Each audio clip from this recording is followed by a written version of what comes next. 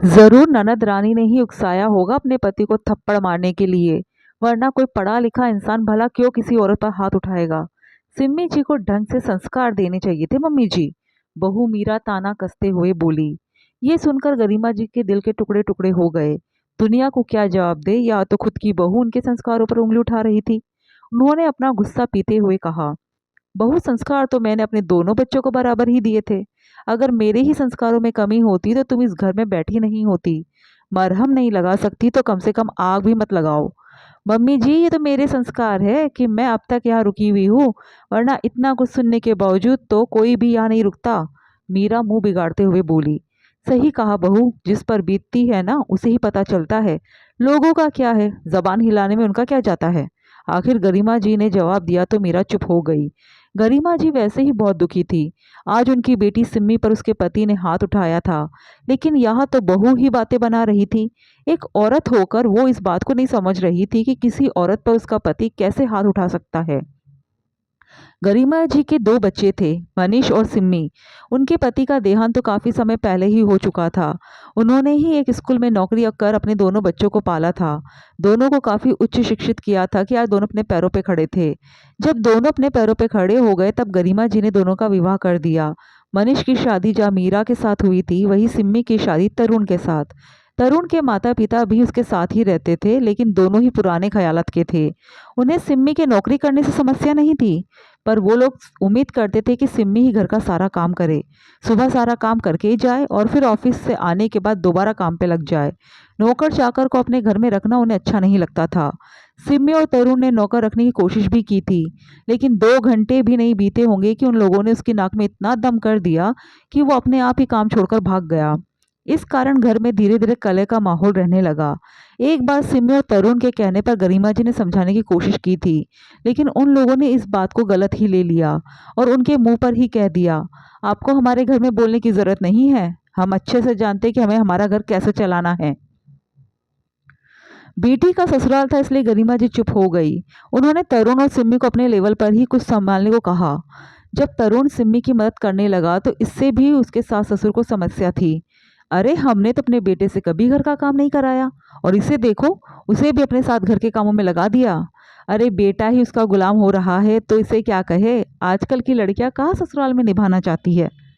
आखिर धीरे धीरे रोज एक ही बात कही जाए तो सुन सुनकर इंसान अपने आप में बदलाव कर ही लेता है। तरुण भी सुन सुनकर पक चुका था। इस कारण उसने भी सिम्मी की मदद करने से इनकार कर दिया।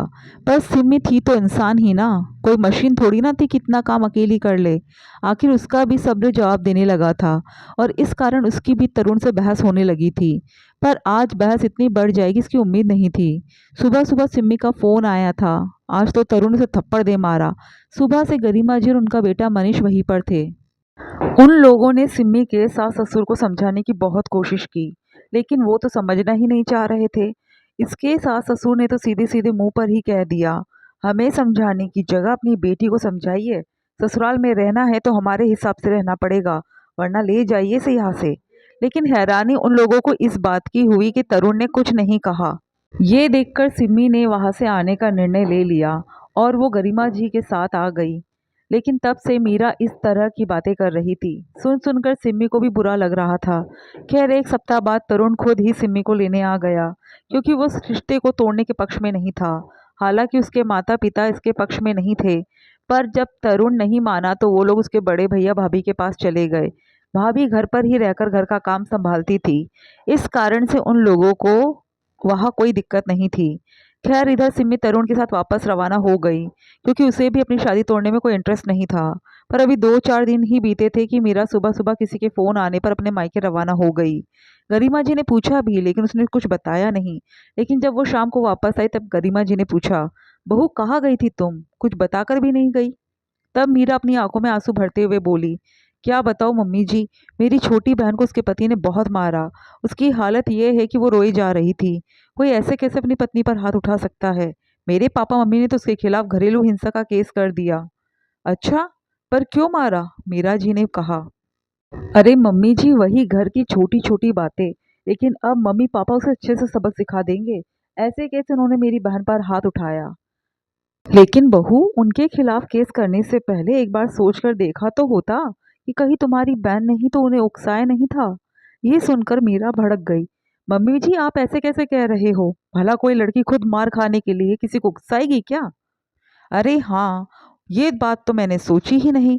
पर अभी कुछ दिन पहले तुम सिम्मी के लिए भी यही बात कर रही थी, तो मुझे लगा शायद तुम्हारी बहन ने भी यही किया होगा। तुम्हारे मम्मी पापा ने भी उसे संस्कार नहीं दिए होंगे। आखिर गरिमा जी ने कहा तो मीरा चुप हो गई। बहू, तुम एक औरत होकर के सिम्मी के लिए ऐसी बातें कर रही थी, बस इसलिए कि वो तुम्हारी ननद थी। आज जब तुम्हारी बहन पर बीत रही है तो तुम्हें ये सब गलत लग रहा है। तुम्हारी ऐसी सोच के कारण ही तो लोग कहते हैं कि औरत ही औरत की दुश्मन होती है। आखिर गरिमा जी ने कहा तो मीरा से कुछ कहते नहीं बना। सही तो था, जब खुद पर बीतती है तब पता चलता है, वरना दूसरों के लिए बातें बनाना बहुत आसान है। और उसने अपने कहे के लिए माफी मांग ली।